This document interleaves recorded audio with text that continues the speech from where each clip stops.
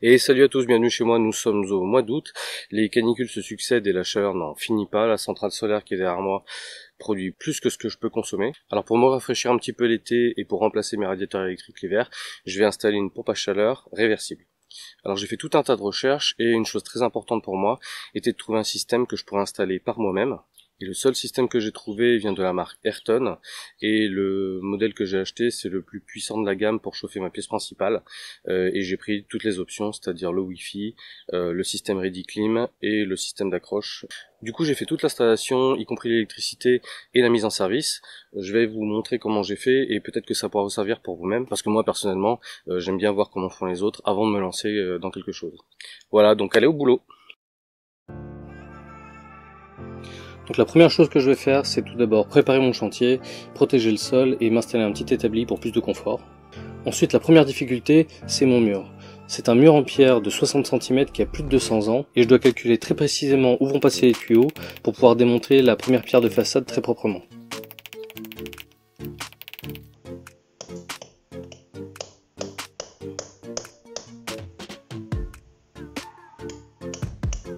Pareil de l'autre côté du mur, une fois que j'ai démonté la première pierre, je peux attaquer le centre du mur avec une carotteuse. C'est un travail qui m'a pris un bon quart d'heure et ça a été très physique, c'était très compliqué.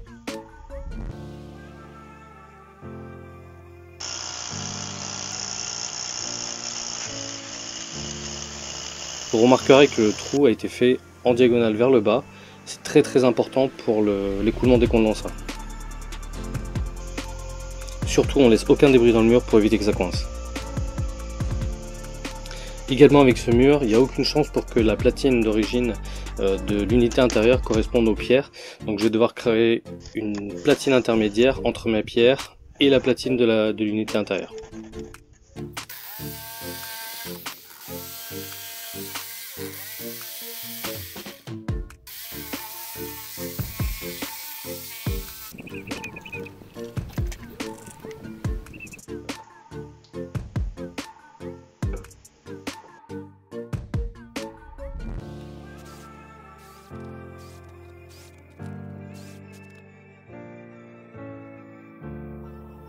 Grâce à cette platine, je vais pouvoir me fixer directement sur les bonnes pierres, celles qui sont les plus solides, les plus grosses et qui vont supporter d'être percées pour accrocher à la platine.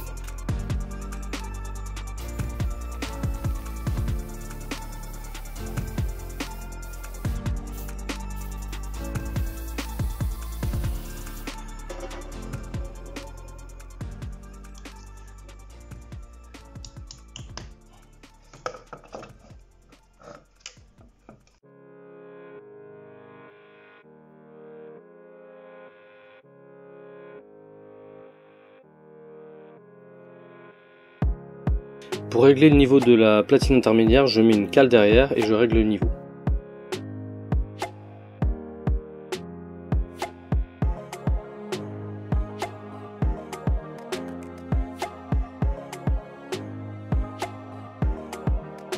J'ai maintenant un très bon support pour la platine définitive.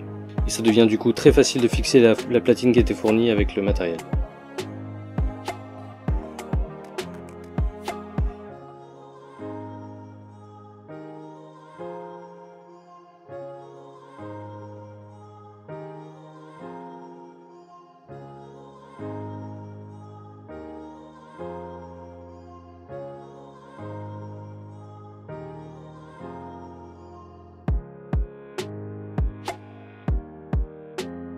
Maintenant que je peux attacher mon unité intérieure, je peux repérer très précisément l'emplacement des tuyauteries derrière l'appareil pour amener les tuyaux au bon endroit et prévoir leur raccordement.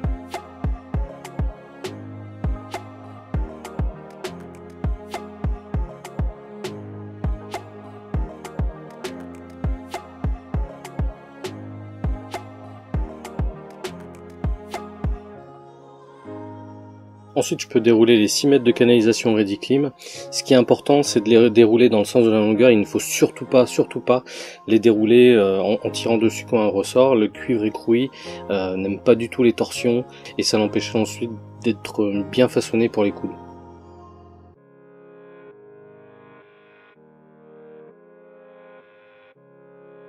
Ensuite, j'enfile les canalisations une par une à l'intérieur de mon mur très délicatement.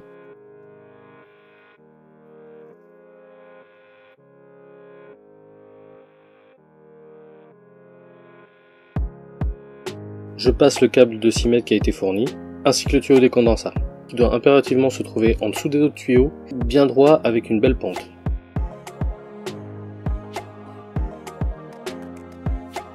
Ensuite, je façonne mes tuyaux très délicatement pour les amener au repérage que j'avais fait précédemment.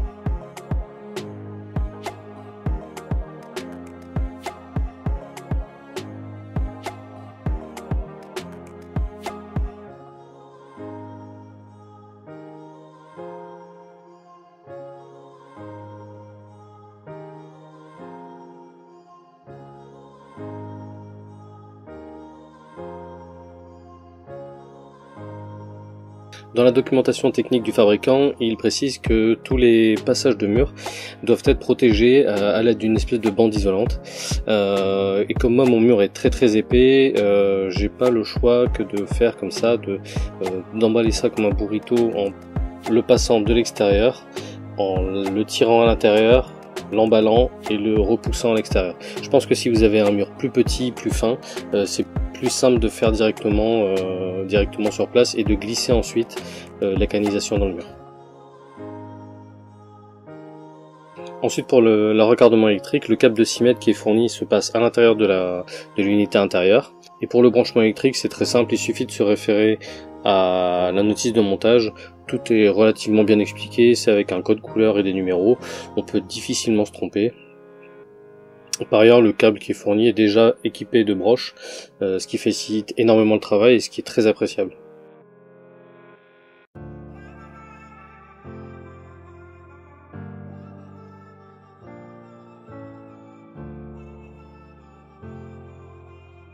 Voilà, donc là on arrive à l'étape qui a été pour moi le plus pénible et le plus compliqué à faire.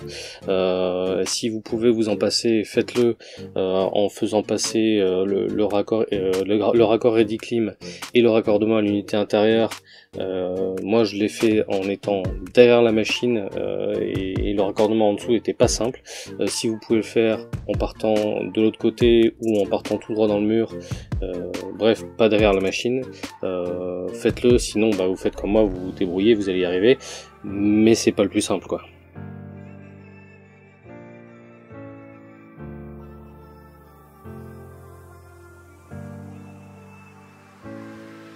Ensuite on rajoute un morceau d'isolant sur la partie qui est à nu. Encore une fois là c'est pas le plus simple, le faire derrière la machine c'est pas très aisé, il n'y a pas beaucoup de place, mais on y arrive quand même.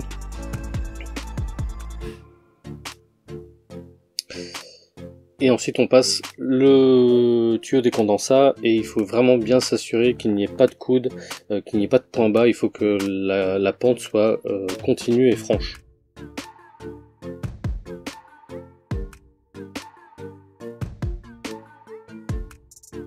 Donc voilà où sortent mes tuyaux, tous mes tuyaux, j'ai prévu de les faire descendre le long de ce mur, j'ai découpé un morceau de la dalle en bas pour pouvoir avoir un point bas, et ensuite faire cheminer les tuyaux jusque avant cette boîte de dérivation.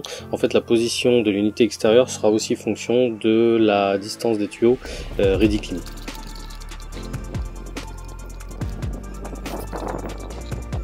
Ici je fais passer les canalisations dans une goulotte. Il existe des goulottes de climatisation qui sont prévues spécialement pour ça. Elles sont un peu plus longues, un peu plus épaisses que celle que j'utilise moi, qui est une goulotte d'électricien. Mais bon, je suis fidèle à mon esprit de récup systématiquement, et donc là c'était une goulotte que j'avais récupérée il y a plusieurs années, et pour moi l'occasion de l'utiliser c'est cool. Donc à la fin, comme il me restait encore un peu de râpe, j'ai fait une boucle avec les tuyaux Rediclim pour avoir pour pouvoir trouver le bon emplacement. Et comme pour la platine à l'intérieur, c'est la qualité et la position des trous dans les pierres qui va définir la position finale de la platine. Je veux systématiquement être au centre d'une pierre solide.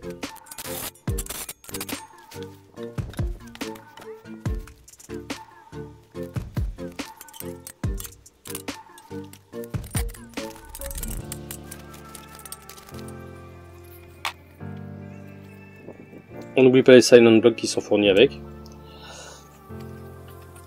Ensuite l'unité extérieure, elle n'est pas très lourde, elle peut être installée toute seule, mais il faut quand même être un petit peu costaud. Et moi ce que je vous conseille quand même c'est de le faire à deux, vous prendrez beaucoup moins de risques et ce sera plus confortable si vous avez l'occasion. On passe au raccordement des raccords ReadyClim sur l'unité extérieure. Donc là du coup c'est beaucoup plus simple que pour l'unité intérieure où j'étais coincé derrière la machine. Là je le fais directement à l'extérieur. Donc on commence par insérer le filetage avec les doigts. Et ensuite on prend ses plus belles clés et on s'applique à faire des tours jusqu'en butée sans trop forcer à la fin. C'est vrai que c'est pas très compliqué et ça se fait relativement bien. Pour moi la plus grosse difficulté je trouve que c'est plutôt d'arriver au bon endroit avec les tuyaux ReadyClim qui sont de longueur prédéfinie, donc 4 mètres, 6 mètres. Même si on a possibilité de faire une boucle, le boucle a un rayon minimal, donc il va pas pouvoir tomber forcément pile poil à la longueur que vous voulez.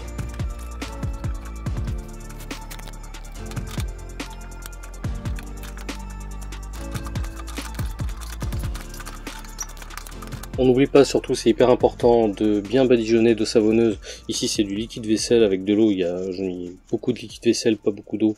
Et on rappelle qu'une fois que les raccords sont posés, il n'y a qu'un opérateur habilité qui peut manipuler du gaz. Jusqu'ici on n'a pas manipulé de gaz, on a juste tourné des raccords qui sont restés étanches. Mais à partir du moment où on fait une maintenance dessus, on fait une déconnexion, il y a manipulation de gaz et là il faut que ce soit fait par un professionnel qui saura gérer le gaz. Le raccordement de l'unité extérieure est aussi simple que l'unité intérieure. On peut se référer au mode d'emploi. C'est toujours pareil, c'est un code couleur avec des numéros. On n'oublie pas les raccordements à la mise à terre. Et pour le raccordement au réseau électrique, les câbles sont indiqués N pour neutre, L pour phase. Il n'y a rien de compliqué, mais si vous n'êtes pas à l'aise avec ça, vous demandez à quelqu'un qui fait un petit peu d'électricité, c'est vraiment pas compliqué. Il va réussir à se débrouiller, ou alors vous faites pas même appel à un électricien s'il faut. Voilà, donc pour terminer, j'ai serré des petits manchons qui étaient fournis pour terminer l'isolation de la tuyauterie jusqu'au raccord. Je serai un petit peu plus critique là sur ce point-là. Je trouve que les manchons qui sont fournis, je trouve que la longueur est pas super bonne et les raccords se font pas de manière à mon sens très propre. Je pense que c'est perfectible.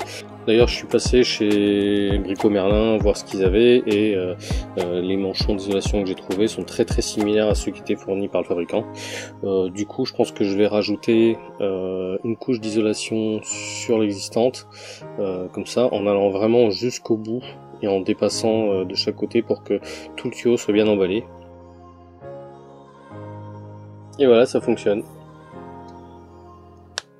Alors je peux pas m'empêcher de tout de suite me jeter sur ma pince ampère-métrique pour voir la puissance absorbée par l'appareil. Donc là on peut constater 3,5 ampères, ce qui fait à peu près 1000 watts. Et si je pousse la machine à fond et que je la mets en turbo, la puissance absorbée passe à 5,5 ampères, ce qui correspond à 1,4. J'ai également installé le module Wi-Fi qui était franchement très facile à installer. Il suffisait de clipser dans l'unité intérieure. On installe l'application Smart Life et on peut ensuite piloter sa pompe à chaleur. On peut sélectionner la température qu'on veut, on peut programmer des horaires, on peut programmer on peut programmer le mode éco, tout ça. Donc sur cette application, on peut aussi rajouter d'autres appareils. Donc je vais peut-être rajouter mes prises connectées dessus, histoire de tout regrouper.